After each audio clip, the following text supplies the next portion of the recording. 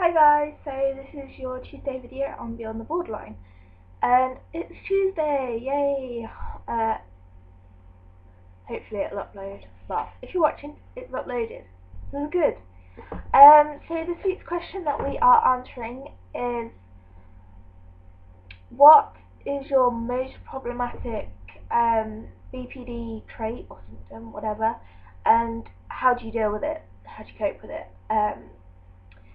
So probably my most problematic trait is the stress-related paranoia and sort of dissociative symptoms as well that go with that. Yeah, well, that's probably the most problematic. I've got a few other traits that are kind of difficult to deal with, like anxiety and stuff, and being and finding it difficult to manage and be in control of my emotions. Stuff like anger and sort of distress just rockets really quickly, so I find that quite hard to deal with. So the way I deal with my sort of dissociation and paranoia and kind of anxiety is the same way that I deal with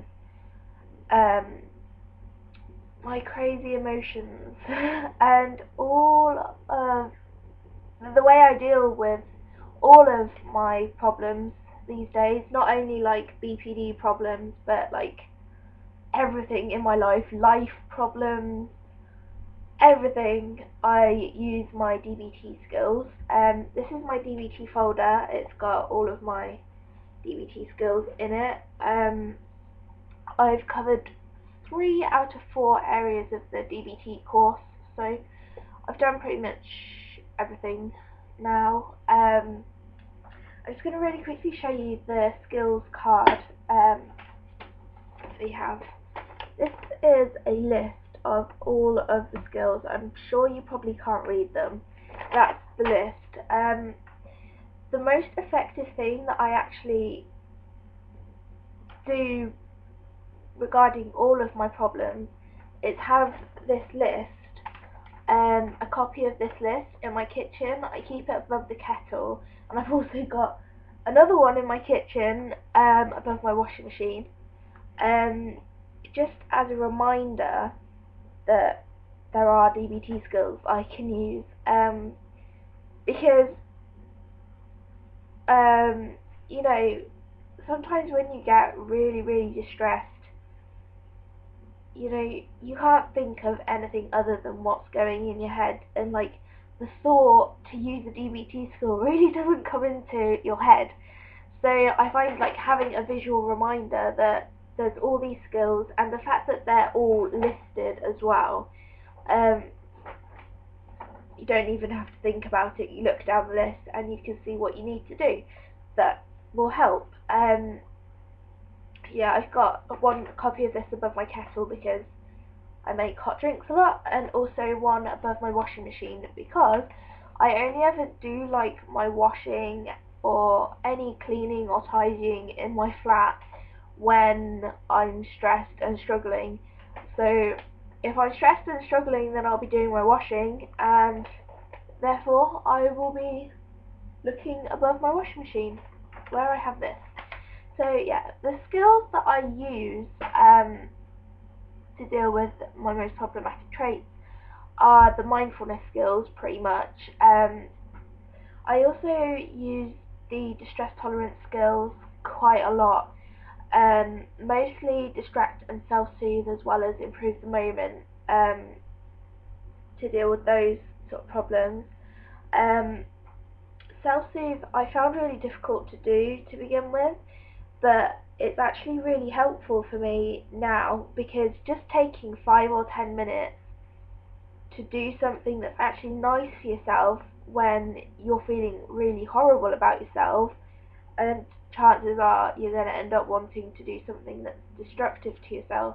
Just 5 or 10 minutes to do something nice for yourself generally helps me, not only just to calm down and get me through those 10 minutes and sort of relax and, you know, let my head slow down. If I'm doing something that's soothing, then, you know, my distress isn't going to go any higher. So that helps. Improve the moment. The skill I use most in Improve the Moment is the vacation one, which basically means you take yourself out of the situation that you are in for, say, like 20 minutes or something, you know, whatever's appropriate for the situation. Like you can just go and lay down in your bed, take 10 minutes to sit on your sofa and listen to some music or something. You know, just take a vacation. It's not a way of avoiding, it's just a way to get out of that space, not let things escalate, and then go back to the situation and carry on. So those are the sort of skills I use they're probably the most helpful skills that sort of cover a range of my problems, but in specific to dissociation and paranoia and kind of anxiety, the skills I use the most for that is mindfulness. Mindfulness basically is keeping yourself in the moment. You're focusing all your attention on one thing. You have to notice any distractions, notice any thoughts that come into your head, you know, notice them and let them go. And I find that really helpful, just to be in the moment. Like, if I'm dissociating, it is hard to bring myself back and to ground myself. To do grounding, I don't actually use a specific DBT skill. I tend to use something like this is actually something I did in hospital. You know, latex gloves, like you know, like doctors use and stuff. If you fill like the fingertips up with water and then tie it and put it in the freezer, obviously it freezes and it'll expand and stuff, but if you take that out of the freezer when you're dissociating, you know, people use ice and stuff when they've got the urge to self-harm a lot, but I actually use it for grounding, and the really, really coldness, it sort of, you sort of focus on the cold, and that was my phone, sorry, you know, you've got a physical sensation that you can feel in that moment instead of your mind going wherever it's going that's not reality at that time. So I find that really helpful, and also the sort of, if you put it in the freezer, you know, in a way that will allow this to happen, if you can let the water stay in the fingers, it's quite nice. Like, you can sort of hold it like you're holding someone's hand, not like really, because obviously the fingers are going to be like that, but you can like go like that and sort of hold the fingers and stuff. It's like holding someone's hand, which I find comforting. So that helps me to sort of ground myself, and once I'm sort of back in reality in that moment, then I will use the mindfulness skills to stay in that moment and not let myself or my head drift back into dissociation. Same with paranoia, really. I use the mindfulness skills then, the observe and describe, to sort of observe what is going on around me, the fact of the situation. There's another skill called non-judgmental stance. You know, so if I was out in town or something and I was getting paranoid that I was being followed, I would have to use non-judgmental stance to be non-judgmental about these people. There's no fact that they are following me, and I've got no reason to believe that they are following me. So I use the non-judgmental stance for that, and then I go on to observing. I observe what's going on around me, where I am. I'm in town. there's lots of people around me.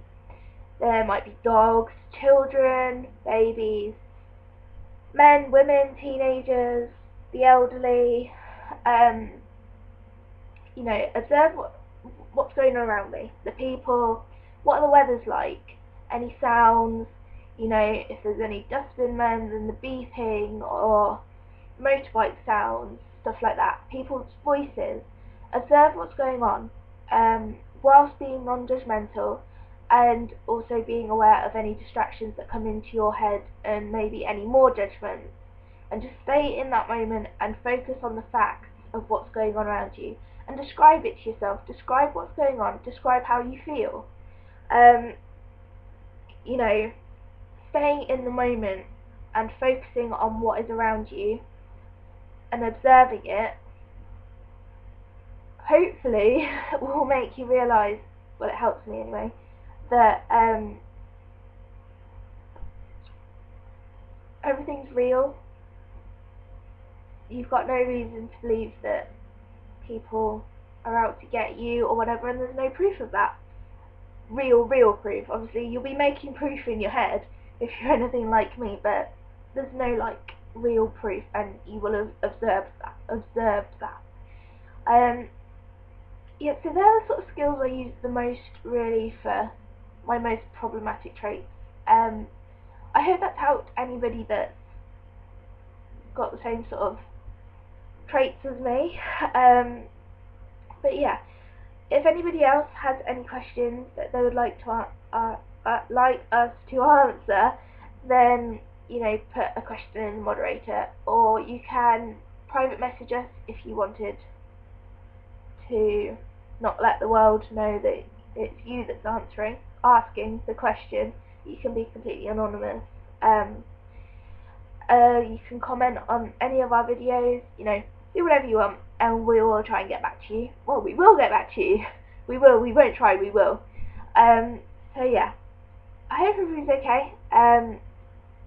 You should subscribe if you haven't already, if you'd like more information about borderline personality disorder, or anything related to that. Okay, so see you next Tuesday.